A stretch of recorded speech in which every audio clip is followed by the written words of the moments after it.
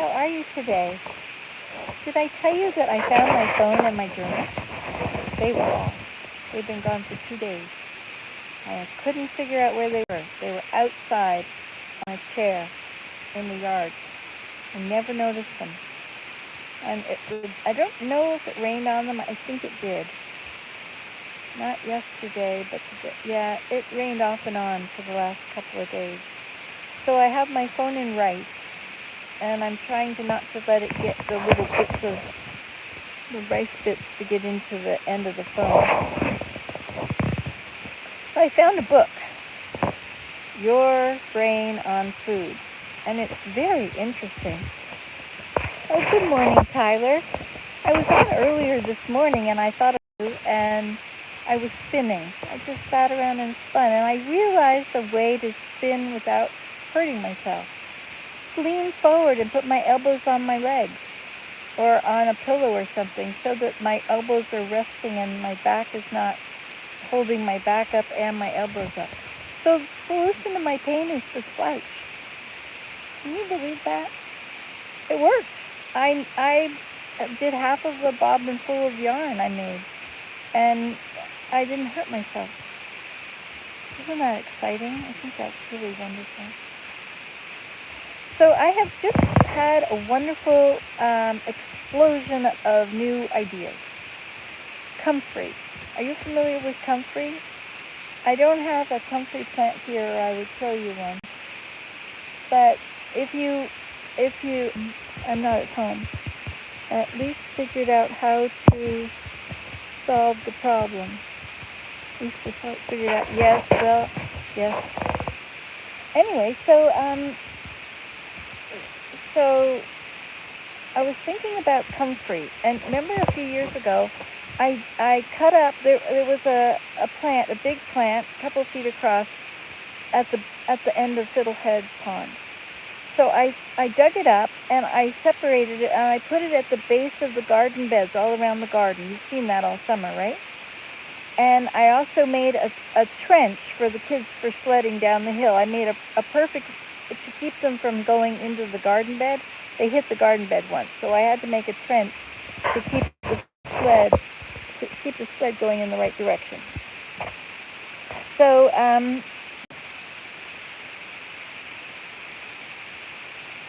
on that, the dirt that came out of that trench is all piled up on one side to keep them from sledding in that direction.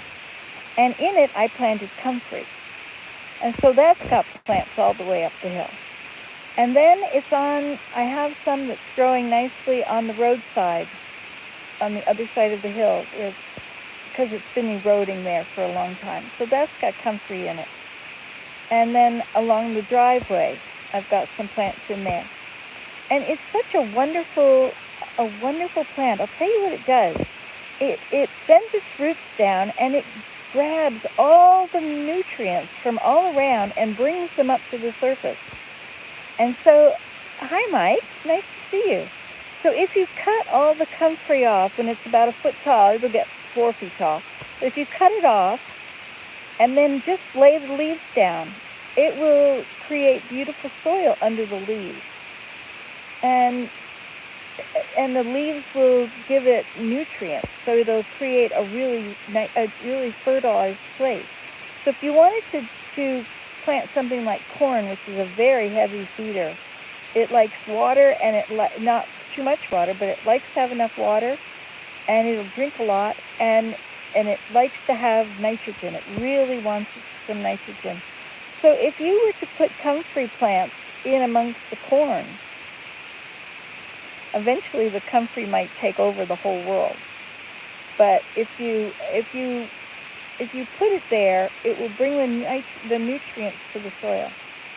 So now Scarlett was also telling me she's very good with creating soil. You should talk to her about that, or go watch her videos. Scarlett, how to grow a garden, I think. Anyway, okay, so if you put down, if you want to create good soil, she said what you have to do is you have to have good bacteria.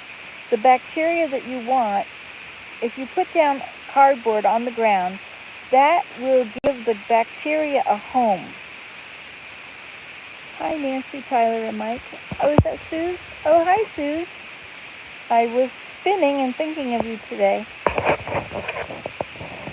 Okay, so if you put down cardboard on the soil and put comfrey on top of it, or comfrey down on the soil and cardboard on top of it, no, she said put down a thin layer of manure and then put down cardboard and comfrey. And the worms will come up, the worms from everywhere, and the bacteria, the good bacteria that you want that will create your soil, they will all come to under that cardboard, and then you will find that, like, if you have some really rotten soil, like right here, this is really, does not look very fertile. This particular spot looks quite sandy and stony. So if you were to put down cardboard, a little tiny bit of manure and some cardboard, you're going to end up with 2 inches of soil when you take that cardboard off. The worms are going to have been going up and down and going to the bathroom, which creates worm casting, which is your, it's the best soil there is. My mother always used to say, oh, you want worms in your garden. Worms are very good for the garden.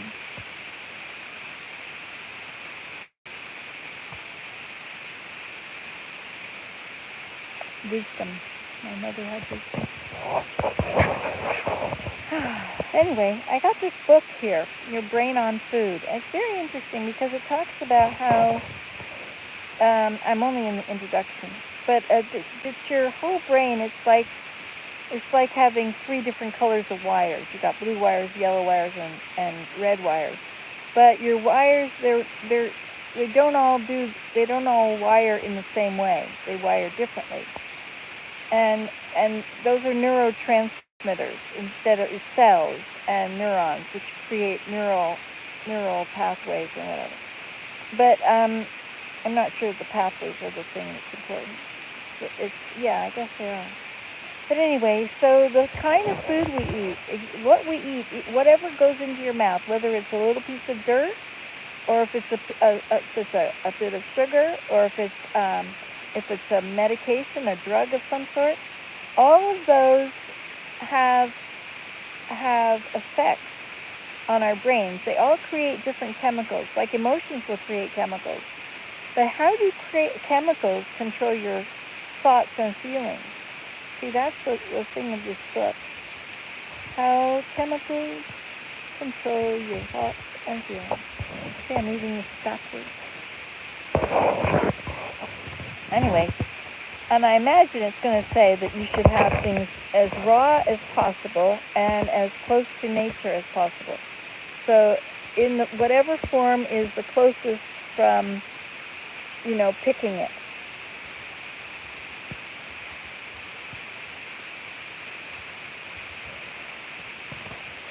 So I had a thought about comfrey, and with all those nutrients that we need too, would it be good to eat comfrey? Well, it's good to eat, to make comfrey tea. And you should not drink it for more than 2 weeks or 10 days at a time, because it will promote the healing. It'll promote your skin to regrow if it's got a cut. It'll promote growth. And that's wonderful unless you have cancer. If you have some cancer, you don't want anything to promote growth. That's what's so bad about dairy products, is that they promote growth. So it's great when you're a little child and you need to have nourishment and grow, big strong bones and whatever else. But when you get older, if you've got a chance of having cancer, you don't want to have any of that stuff. But anyway, okay, so that's one subject. So I was going to sit here and read this, and then I realized that I could actually go online. I'm at my friend's house, and she's not home. So I don't have permission to go wandering around and show you things. But suffice it to say, it's pretty here. The leaves are turning yellow and red. There's ponds here. Hello, dear Nancy. Mr. Hudson. Hello, dear Nancy. Nice to meet you. Well, yes, nice to meet you, too. Do you still go to the pond as much as you used to? Yes, I go to the pond every day. We go for a walk. And so we walk down the road and we go around the moat. One of these cars is going to be my friend coming home, but not from that direction. We're at the end of a road. There's a lake at the end. There's a pond right there and another pond, but that's actually more of a lake, a small lake. There's a cranberry marsh. Quite an amazing place. There's moss that must be 10 inches deep. It's the most amazing sphagnum moss, I guess. Fabulous, amazing place. Anyway, what is the temperature in Ontario today? Well, let's see. I think last night it went down to 4 or something like that, maybe a little higher. And then it was like Celsius. And then when I got up, it was 11. So 10 degrees, we turn the wood stove on. You know, you really need to get the fire going when it's 10 degrees. But when it's closed up at night, it's okay. But when it's going to be 10 degrees in the day, you have to do that. 10 and 10 is 20 plus 32 is 52. So 52 degrees we light the fire. And today it's supposed to go up to 14 or something like that. 14 and 14 is 28 plus 32, 30, 50, 60. So it'll be 60 degrees today. It's the perfect temperature. It's fresh on your skin. It smells fresh, and you just put on a sweater and a poncho or a sweatshirt. You know, I've got my long skirt on, but I have on a pair of pants under it. Ta-da! And I'm feeling very nice in the sun. Of course, the breeze is a bit chilly. It was cold a few minutes ago. So I might not want to put my hair back so far. Okay, keep those ears warm, Nancy.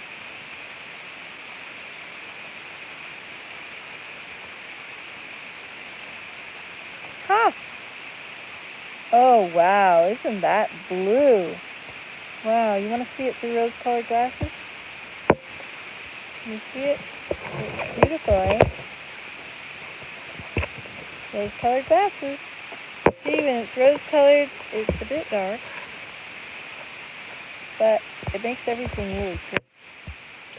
It's good to wear these sunglasses when when it's a dreary day, when it's cloudy and there's no color and nothing looks very nice.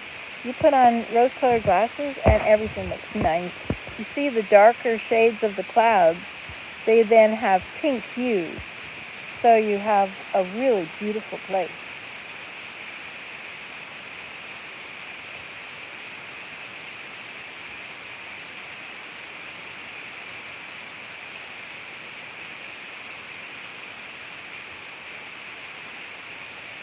Did you know that lily pads are edible? Somebody was talking about the roots of lily pads. Lily pads. They are water lilies, I guess. The roots of water lilies are edible. They're sweeter, I think, than cattail roots. And cattail roots, you should probably just eat them like a potato. But I wonder if you can store them. Like, they do dry up. Is there a way to keep them, maybe keep them in water? Have a gallon jar of water filled with cattail roots. Would that stay good, or would they go bad? They'd probably be fine. They'd probably grow, or try to grow. And then when you want to eat them, you just pull them out. And you could leave them in the pond, but then when you're hungry, you have to go to the pond and dig up the roots. I've never really dug up the roots too much.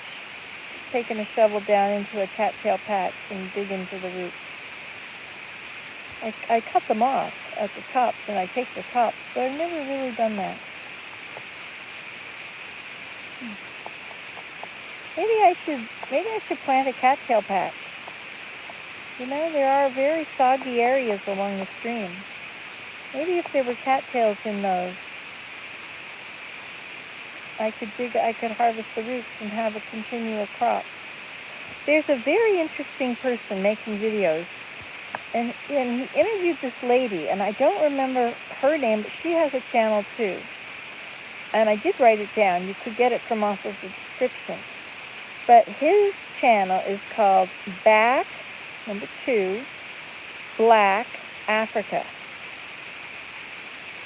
Back to Black Africa. I think that's what it's called. Anyway, and I guess there's a trend for black folks to move to Africa.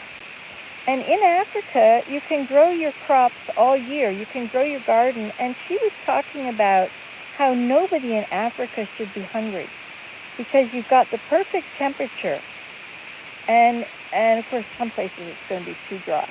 But other places that are, normal stuff, you can grow cassava, and then when that one is done, you've got your leafy things. They had different kinds of spinach and different kinds of plants that grow over there naturally in the gardens. But you could have this whole garden where you were eating this for this week, and you eat that, and then you eat this, and you just keep going, and you keep replanting, but you can do it all year. And the cassava is a root. I'm not sure. I know we grew it in Jamaica. There were we grew gungo peas. Gungo beans. They were different colors. I think they're called Jamaican beans. Anyway, I think you can get them in, there's a different name for them. I forget what the name is. It's a pretty common name now, I think. Like mung beans, but it's not mung beans. Pigeon peas. That's what it is, pigeon peas. And you can get pigeon peas in Eastern food stores or international food stores. There's some really good food stores in Toronto. We went to the temple yesterday. Yay! So we were in Toronto, and we stopped by a Indian grocery store. And when I go there, I always buy the chickpeas. They have the best chickpeas. They also have, what's that normal one called? Is it Chick or something like that? Chico. Yeah, the Chico brand, those are not cooked as well as the other ones. So I bought the other kind. And they have Surati, S-U-R-A-T-I. You can find them online. And you can order, they have this wonderful tasting junk food. It's all made out of chickpeas. There's no rice, there's no wheat, no milk. But you have to be careful because G-A-T-H-I or G-A-Y or G-A-T-H-Y-I or Y-I-A, I don't know. But anyway, it's something that I always call it gathia. And there's a few different varieties, and one kind has wheat and possible wheat and milk in it, and the other one doesn't. But that's good stuff. I bought a box of it, and it was like $4 a bag, and it had 20 bags in the box, so it was an even $100. There's no tax on food in Canada when you buy over $5 amount. If you buy it as junk food to just sit and have, buy a candy bar, there's tax on that. But if you buy like $100 worth of it or $20 worth, it has to be over $10. I can't remember what the numbers are. It's been many, many, many years since I knew that. So it might have changed too. Things keep changing. Anyway, so I got lentils. I got several big bags of red lentils. And I went to Dollarama, and I found that not all the Dollaramas had put their prices up yet. So the plantain chips come in a bag, and they're $1. But in my local Dollarama, it's now $2 for those bags. So I went to a store in Oshawa, and I went to one in Brampton, and one in Belleville. And they each had different prices. So at home, my figs, the bag of figs, is now $3. It was always $1. But now it's up to $3. And in one of these stores, it was $3. It's $2.50. And then in another one, it was $2. I don't know. Maybe the days of getting it for $1 are gone. So I got the $2. I got a bunch of them. And I got the Dollarama. I got the plantain chips. They were still $1, so I got a bunch of them. And I did it at a few stores. Because for me, that's a staple. That's something that is really an important. I don't have bread. I don't have crackers or cookies or muffins or cake or pizza or any of those many kinds of breads with stuff on them and pasta and all. I mean, that's a huge amount of food is in the wheat family that is used. But that if the wheat prices go up, that doesn't affect me because I'm not using it. But it will affect. But the plantain chips, I can eat them, and I don't know that people live off plantain chips like I do. There's a few things that we live off of: peanut butter, plantain chips, Doritos, pumpernickel bread, all kinds of dried vegetables and fresh vegetables and fruit, and frozen broccoli and frozen Brussels sprouts. And I don't really go for frozen. I don't like frozen carrots. They have a bad texture. And I don't use fresh carrots anymore because they go bad so quickly and I never get them used up. And you really need to buy organic because otherwise you have a terribly tasting carrot. You have to peel it. And even then, who knows what's in it, right? And I never do a very good job of growing carrots. Ever.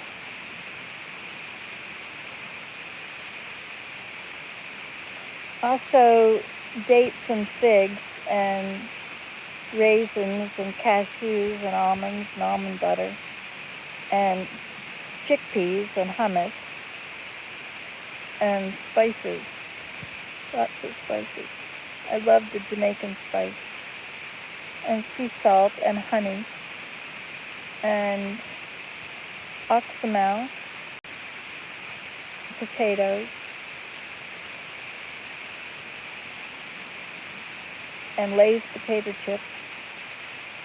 Not so much with the chips.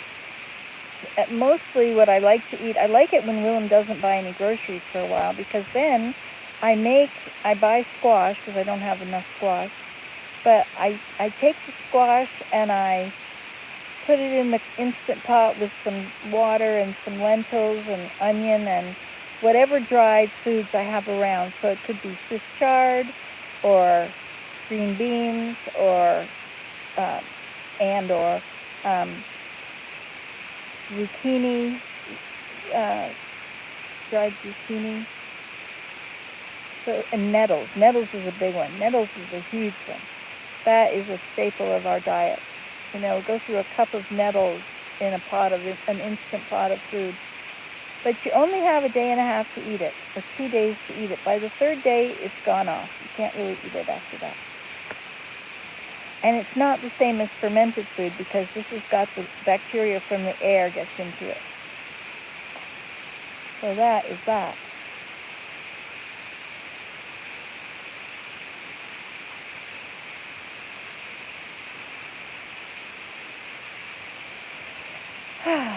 Anyway, so that's the sort of stuff we eat.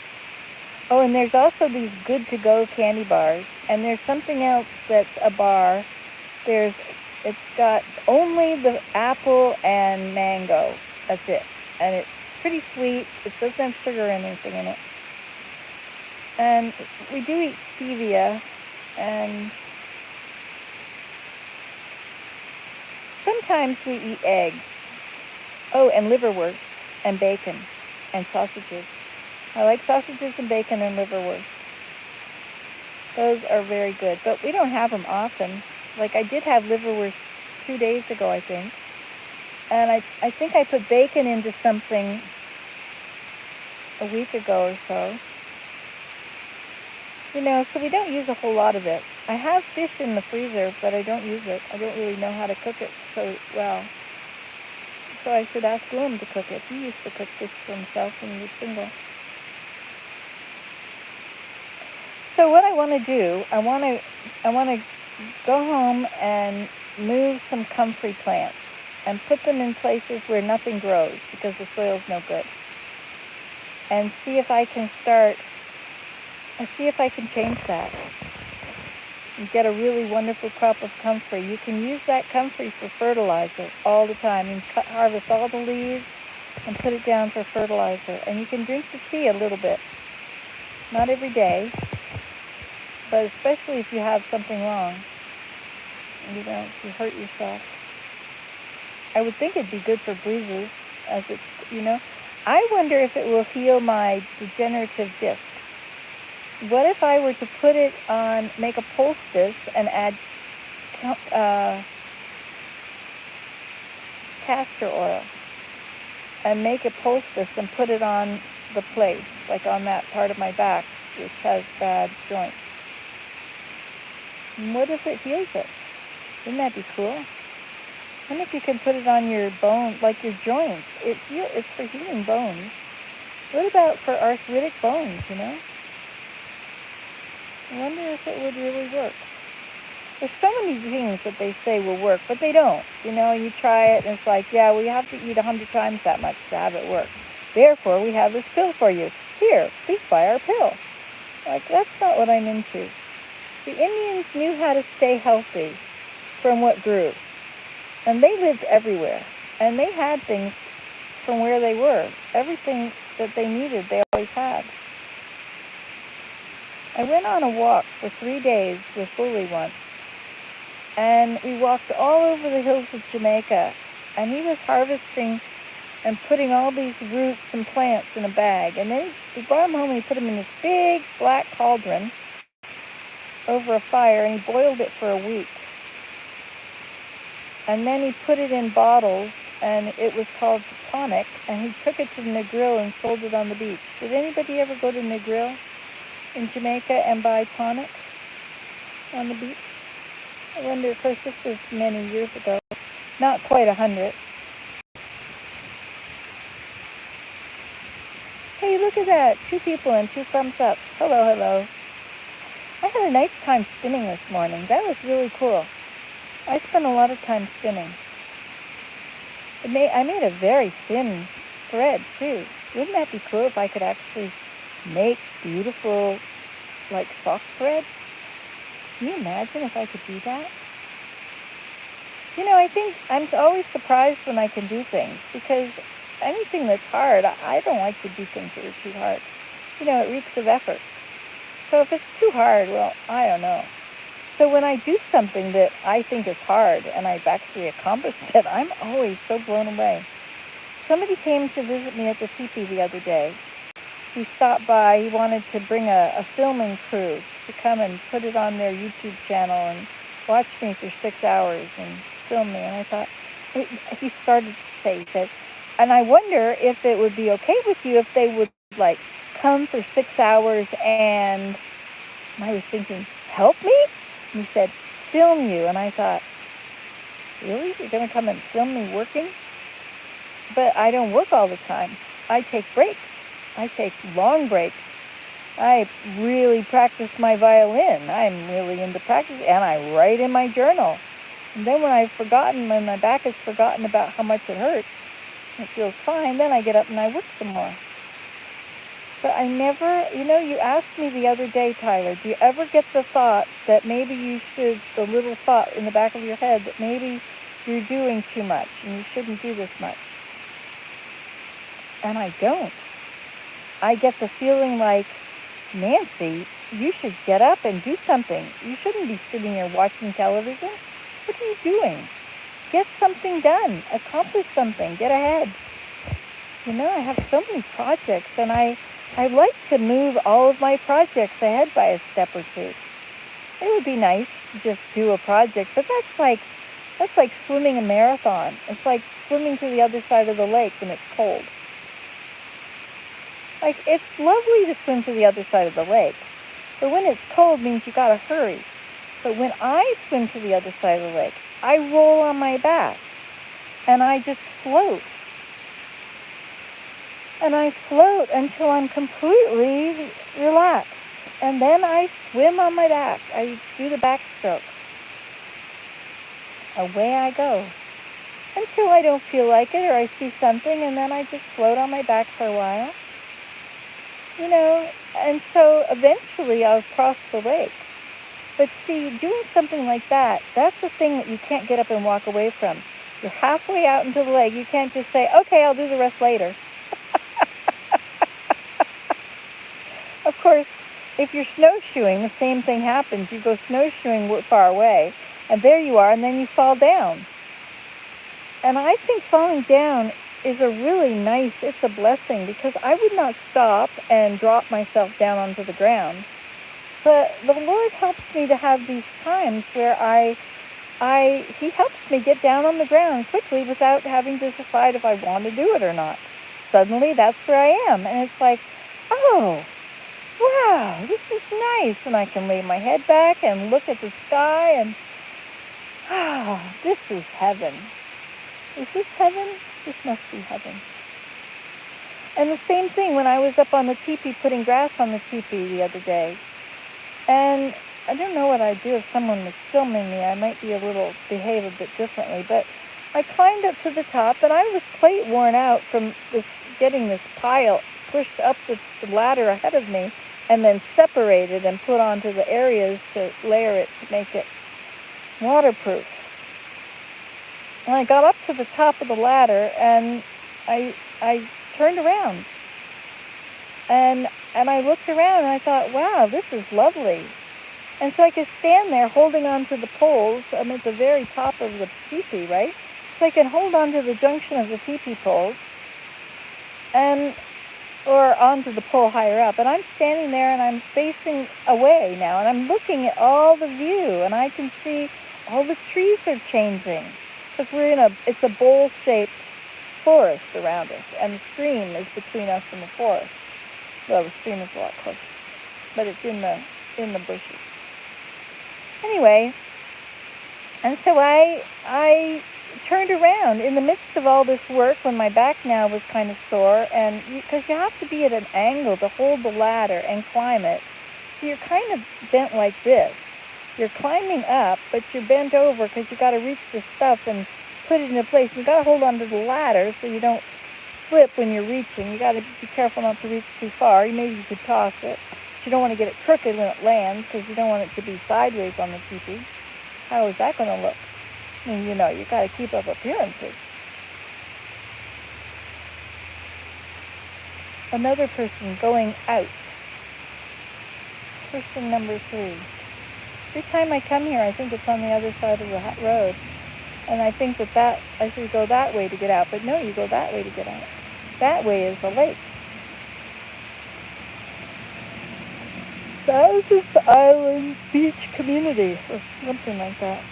Something like that. I couldn't read the truck. 2 trucks. Okay. So I got up there and turned around. I'm looking at the view.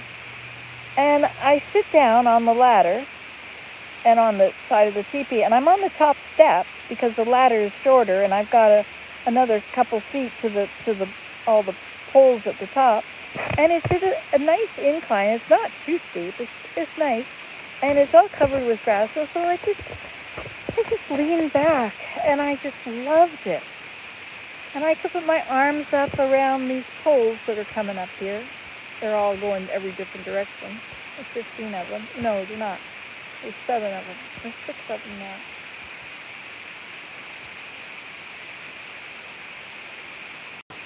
There's more than 6 poles. It's just the hammock only goes, or the swing only goes around 6 poles. Goes around halfway and down.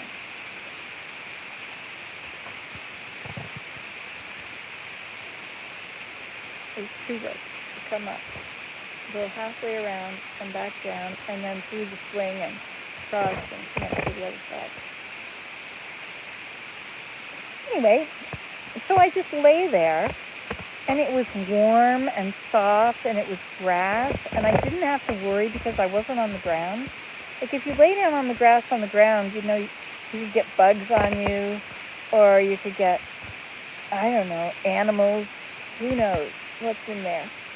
But when it's on the teepee, even though I just took it from the ground, or it wasn't on the ground ever, it was standing up, and then it was laying in my car, and then it was laying on the bottom of the teepee, and then it was laying on the side.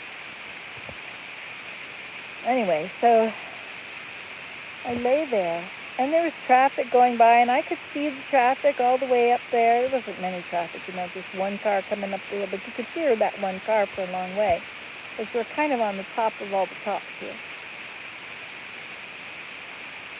This sun feels great. And then I put my hands in my pockets. Well, what's in my pocket? I wonder what this is in my pocket. And I pull it out. You'll never guess.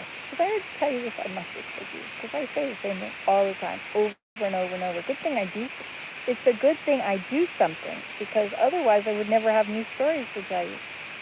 Anyway, so I had this thing of bubbles. Oh. Well, so you know what happened next. It was a breezy day.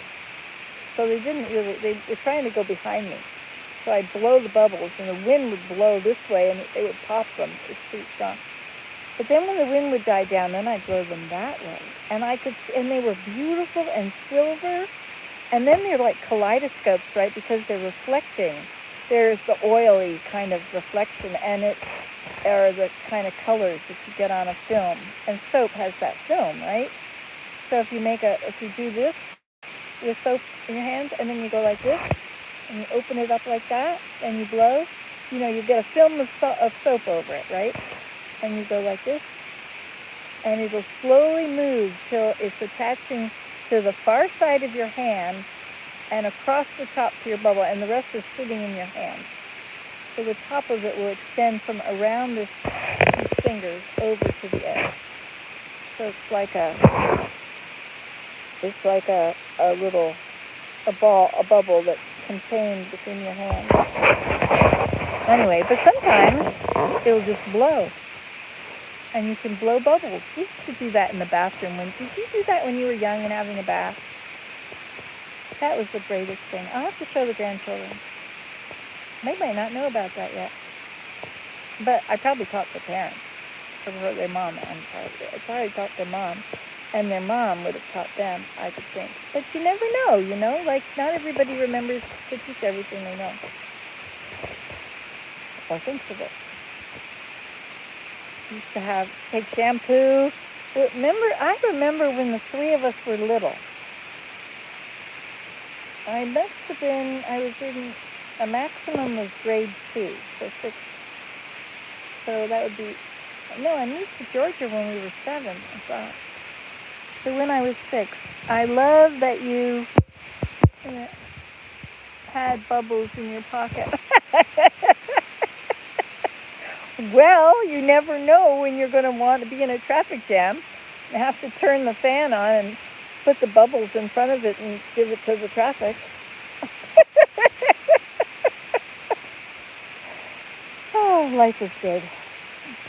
It's fun to be alive sometimes. You gotta have fun. You gotta be happy. Is you happy? You gotta be happy. You got to be 100%. What are you looking peevish for? Pick your jaw up off the floor.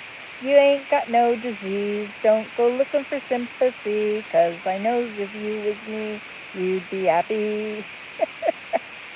And I know how hard it's got, and your teeth have gone to rot, and your life is all upsot, and you're flashing cold and hot. But forget the next 2 words. Da-da-da-da-da-da. You'd be happy. So pick your jaw up off the floor. Yeah. Straighten out your eyes. Oh my gosh, that's a Newfie song by Buddy What's-His-Name, spelled just like it sounds. Buddy What's-His-Name and the Other Fellers. Newfie joke, Newfie song. Yeah, so I had bubbles up there, and so I laid there against the teepee for a while, and I blew bubbles. And so what the point of this is that your life is right now. It's happening. This is your life. You look back on it, and you see your life, and you think, I was just doing everyday things. Every day I was just doing, making lunches, driving the kids to school, picking the kids up. I was just doing life, making dinner, doing laundry, We had chickens back then and turkeys. I built a pig pen, but I never got pigs. Anyway, I had pigs in a former life. But, you know, when you look back on your life, not a former life, I mean when I was married before. But when you look back on your life and you see those memories and those things that have happened, you've got to remember that this is your life today. So this is what you have. So enjoy it. Just be happy now. Just look around and see what you've got and what you can do with it. And just enjoy this day. Because it's really true that most of the time we don't realize that we are living a finite amount of time on the earth. And you don't want to wish away a bunch of it, because you're only here for a certain amount of time, and you might not be here as long as you think you'll be here, because everybody seems to be having reasons why they're leaving Earth early. You know, there's lots of reasons. And so you don't know how long you've got. And I know you read all those cards that say stuff like that, you know, appreciate the present, because the past is a memory and the future is not there, but the present is a gift.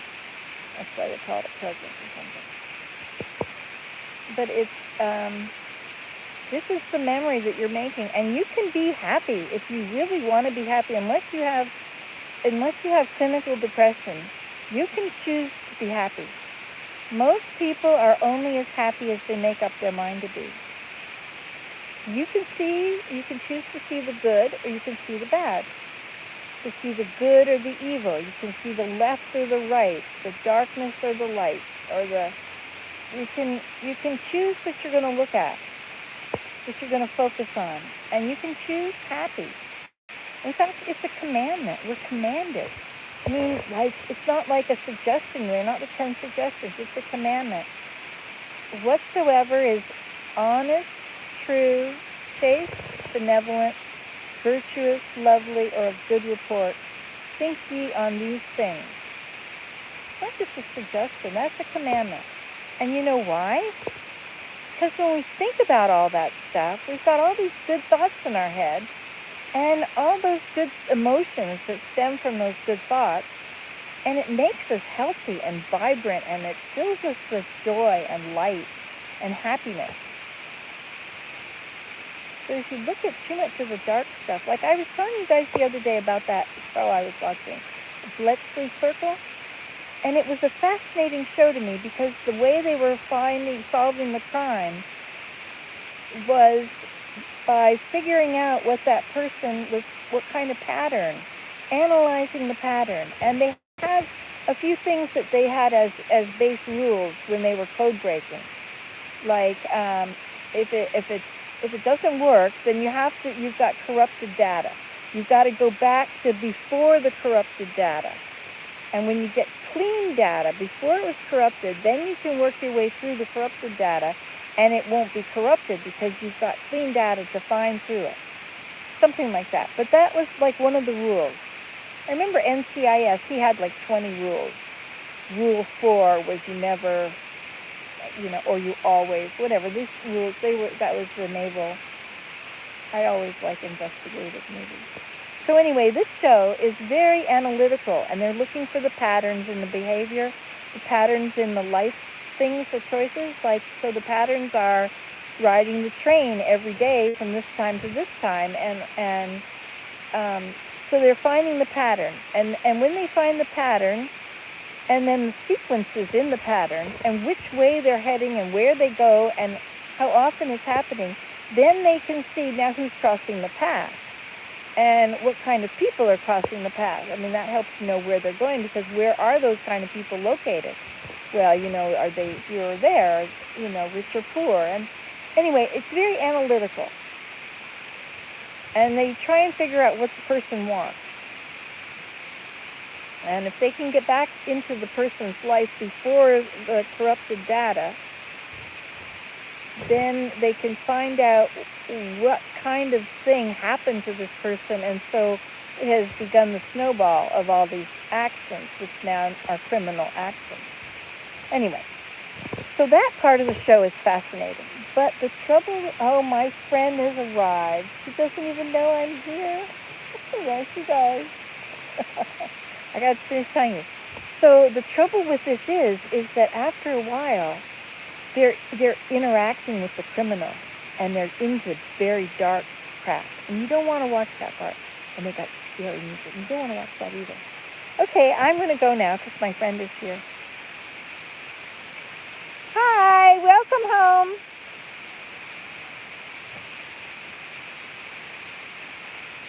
Hello, puppy. Here, puppy. Hey, where are you? You had a hard time seeing me, didn't you? Yes, you didn't even know I was here. Look, everybody. Should I say hi? Get down. You're supposed to be down. Get down. Get down. There. I'm holding on to you. There. Okay, well, I've been having a lovely video conversation with my friend, so I'm going to hang it up and hang out with you now. Okay, so we'll see you later. Bye.